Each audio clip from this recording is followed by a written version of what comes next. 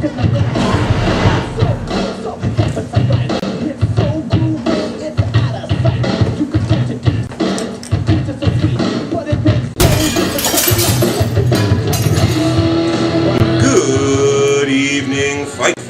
is Chris Guzman with your weekly Thursday night injection of boxing talk, updates, and all-out arguments. This is your Bolo Punch Boxing Hour, brought to you by George Rogie Insurance. We are here live from the Golden Leaf, 6 and 51. My partner in crime, Nestor Garza Romero, making a triumphant return to the ring. Right here on my left, Nestor. How the hell are you? You know what? I'm doing well. I've missed it. I'm glad to be back. It's great to have you back. I'm enjoying. I enjoyed listening earlier, and then this is going to be fun. I'm looking forward to it. This is great. How have you guys been? I haven't talked to you guys. We've been good. We've been good. Very, very nice. Emil Starobabinski Kagabine working the cameras tonight. He has no voice, which is going to sound very similar to my voice after about an hour of tonight's show. So that sound that sounded like a 900 sex call right there. That was a 2 in the morning call sounding right there. I've got the fighting school teacher of DeMott, Indiana, Jimmy Holmes, right here on my right. Jimmy Holmes, how you doing? I'm doing great, Chris. Always a pleasure to hang out with you guys here. I don't get to make it out here very often, but when I do, it's always a good time. Awesome. Well, we've got some highly relevant things about one of your stablemates to discuss here. Michael Walker, the Midnight Stalker, stepping on in with like 24 hours notice to fight Antoine Eccles, fight and do a draw, and I want to get all the dirt. I want to hear everything you've got to say about that. Yeah. Timmy, the producer Patterson over there at the controls. Timmy, how you doing? Doing good, man. We just got approved for the finances for the house. We're making an offer tomorrow, so we might be homeowners by next week, by next show. Awesome. Sweet. So you're going to be living in the South Haven region of Northwest Indiana. Just off of downtown Hobart. Nice. Yes. Oh, so you're gonna be living over by me and Emil's old house. Yep. Are you serious? Linda Street. 2 houses away from the Legion, 4 or 5 blocks away from downtown Hobart. So 2 doors down from a place that will give you beer. yeah, for like $1. dollar beer and like $1.50 mixed drinks or something like that. That's not going to be a good thing. Please send donations to the Golden Leaf of Hobart for Timmy's future liver transplant that he'll be needing. and divorce settlement. Yes, your bachelor party will be held a few weeks before your divorce party. Please let our listeners know tonight how they can get in touch with us. Hit us up on the hotline, 219-743-9743. Yahoo Instant Messenger is up and running. It is keyword Bolo Punch Boxing Hour, or send us an email at bolopunchboxinghour@yahoo.com. Marquez Vasquez #3 was just a barn burner of a fight. We'll be taking that fight apart bit by bit. That happened over the weekend. Just an awesome night of fights. Piles and piles of headlines. I got to get right to it. Jerry Cooney, one of the greatest boxers of his era, one of the greatest heavyweights, and that's what I think at least. He's going to be headlining a salute to Irish American heritage at Empire City Yonkers Raceway on Tuesday, March 11th. Autograph session, photos, questions and answers, and all that. Admission is free. For information, call 914-968-4200. Again, 914-968-4200. Saying goodbye real quick to R&R. That's Renetta Romero. Jerry Cooney, good friend of our show. We had him on last year for right from the Stumble Bum Bar and Grill. Right there in a living room type setting. It was so homey. It was almost like we were in someone's living room. Yeah, I was looking forward to seeing him actually at the Hall of Fame because he wanted a piece of you, Chris. He kept saying, "When I get my hands on you," I'm like, "Well, all right, dude. All right, just kidding." Sure to say hi. That would be almost as much fun as watching Carmen Basilio smack you on the Oh yeah, that's gonna be different in the rematch with Carmen. Yeah, that would be quite different. Well, if he can keep his hands out of Nestor's pockets. Yeah, no doubt. His hands off my wife too.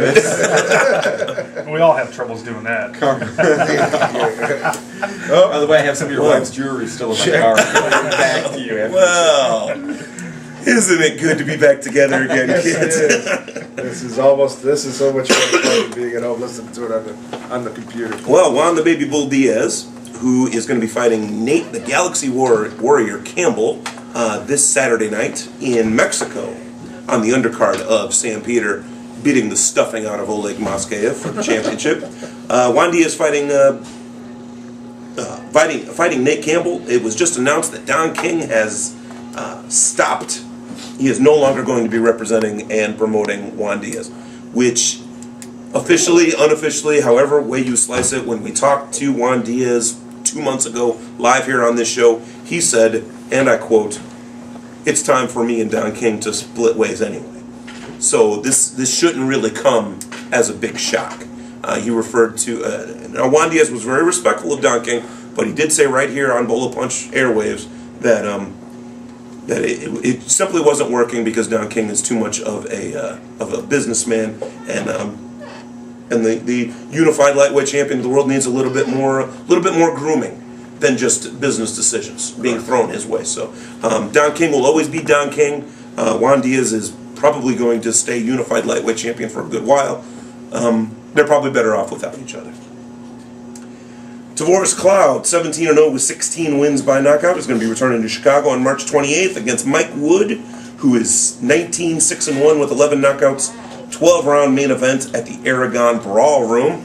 Me and Emil Soropavinsky-Kegabain will be covering that. Me with my laptop, Emil with his sturdy 78-cent camera, of course. Just a touch more than that, I do believe. The disposable pocket guy. Yes, Carl Davis is going to be fighting as well. Jesus Valverde, and undefeated junior welterweight contender Rita Figueroa, one of the best female fighters in this area, definitely for sure. And it'll be good to see her back in the ring because I haven't seen her fight in well over a year. It's been a while since Rita's been in action. Jimmy, did you get the chance to see Rita fight against Merciless Mary McGee? You know what? I think I was going on right after them. So you were fighting back that in night. the dressing room. Yeah, I didn't get to see it. I wish I could have heard lots of good stuff about it. People liked it. Now, who did you fight that night? I don't know, what was the date? I'd have to check. It was a while ago.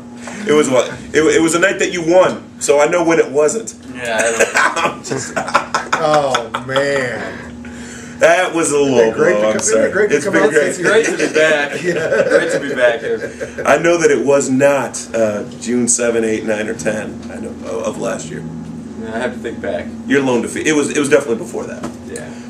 Last week. Well, this is when we're going to get a little chance to talk to Jimmy Holmes about some of his expertise of the 1 in a million stable of fighters, because in a related story, Alan Green is suspended indefinitely by the Louisiana State Boxing Commission because he did not show up for his fight against Antoine Eccles. Now, that ESPN, to their credit, kept it very, very quiet, didn't explain anything, didn't explain that he didn't show, just said that he was interviewed in Florida and said he was very sorry that he wasn't able to make it there, but he would explain it, and when the truth came out, everyone would understand, blah, blah, blah. Nothing against Alan Green, but he was going to be fighting Antoine Eccles, who I think he probably could have beaten. He definitely could have been in there with.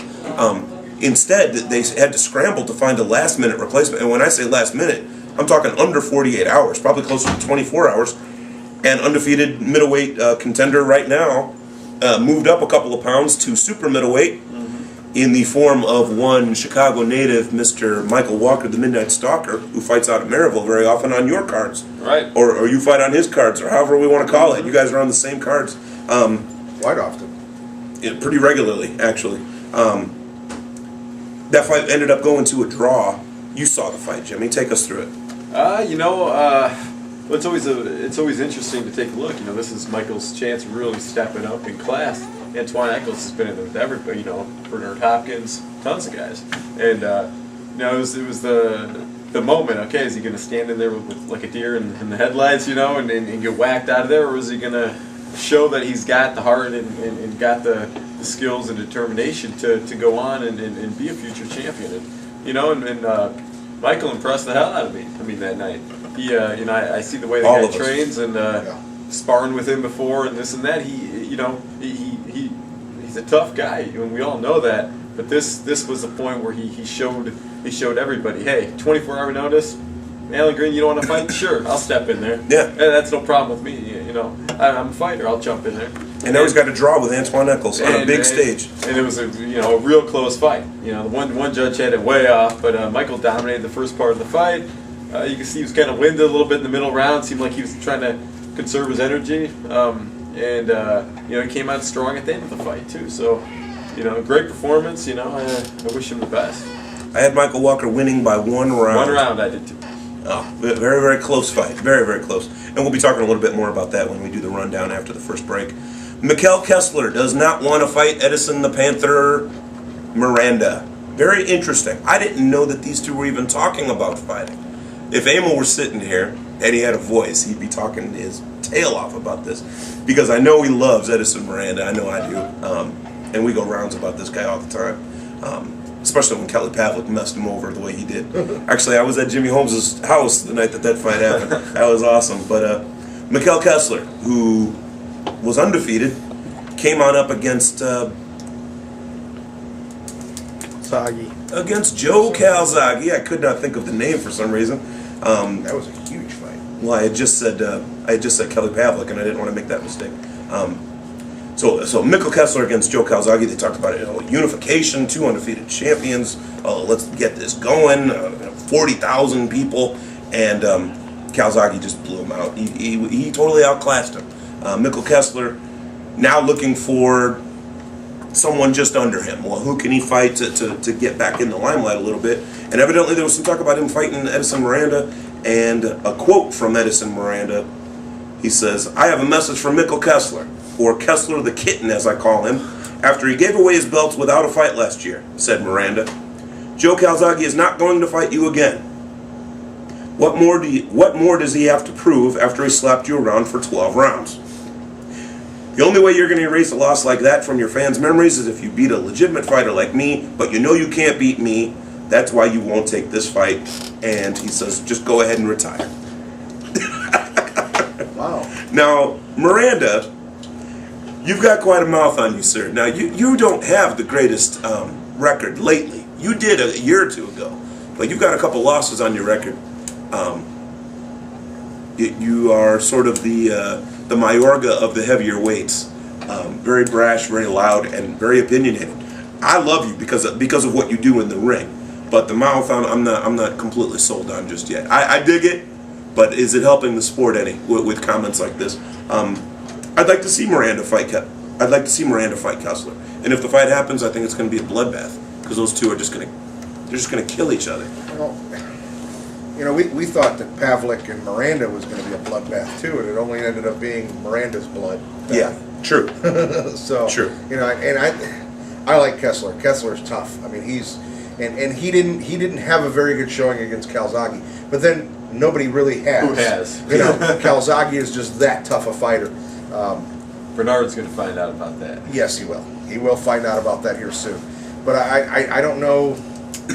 I honestly believe that in a 12-round fight, I really believe that Kessler could beat Miranda. You do. Yes, I do. If he stayed very rigid and stuck to a game plan and didn't slug with him, I'm right there with you. I think he could. I'm wondering why he's not taking this fight. It's got to be more than just fear. There's no way Kessler's scared of him. He's seen Miranda lose twice. He's seen Miranda lose twice He's in seen a Miranda year. get knocked out. So, I mean, it's not a matter of where this guy's just that tough that, oh my God, I'm going to have to fight him for a full 12 rounds. Miranda can be knocked out. So, I mean, and Pavlik proved that. And I honestly believe that Kessler's got the boxing ability and the power to knock him out. I really believe that. I can see Kessler. I'd like to see Kessler and Kelly Pavlik in the same ring. Ooh, don't tease me. Don't tease I me. think that'd be a great fight. That would be awesome. Speaking of Kelly Pavlik, WBO mandatory challenger Gary Lockett, who is 30-1 with 20. Exactly, Gary Lockett, the name that instills fear in children throughout the land. Never heard of him once. But he is the WBO mandatory for Kelly the Ghost Pavlik, who is still undefeated, 32-0 with 29 knockouts. That is just damn impressive. That's just impressive.